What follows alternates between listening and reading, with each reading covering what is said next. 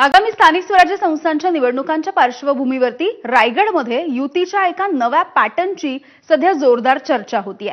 रायगडमध्ये शिंदेंची शिवसेना आणि अजित पवार यांच्या राष्ट्रवादीमध्ये स्थानिक पातळीवरती वाद होतोय आणि हा वाद काही केल्या मिटत नाहीये। गोगावले विरुद्ध तटकरे हा राजकीय वाद सर्वश्रुत आहे। त्यामुळे कर्जतमध्ये दादांनी शिंदेंची फारकत घेत उद्धव ठाकरेंच्या शिवसेनेसोबत हातमिळवणी केली आहे। या नव्या युतीमुळे कोकणामध्ये महायुतीचं समीकरण हे पूर्णपणे बदललंय। आगामी नगर परिषद आणि जिल्हा परिषद पंचायत समितीच्या निवडणुका राष्ट्रवादी आणि शिवसेना ठाकरेंच्या झेंड्याखाली लढवल्या जातील। याची घोषणा कर्जत इथल्या रेडियन ब्ल्यू रिसॉर्टमध्ये राष्ट्रवादी काँग्रेस आणि शिवसेना ठाकरे पक्ष या दोन पक्षांच्या प्रमुखांच्या बैठकीमध्ये करण्यात आली आहे। उपमुख्यमंत्री शिंदेंचे आमदार महेंद्र थोरवेंचा टप्प्यात कार्यक्रम करण्यासाठी सत्ताधारी आणि विरोधी पक्षामधल्या घटक पक्ष हे एकत्र येत आहेत अशी देखील चर्चा सुरू झाली आहे।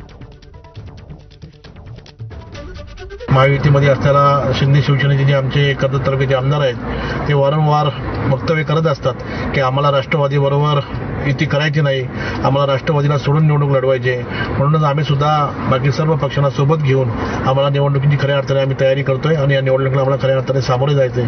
यासाठी आम्ही सर्वजण एकत्र येण्यासाठी आम्ही तयारी करतोय।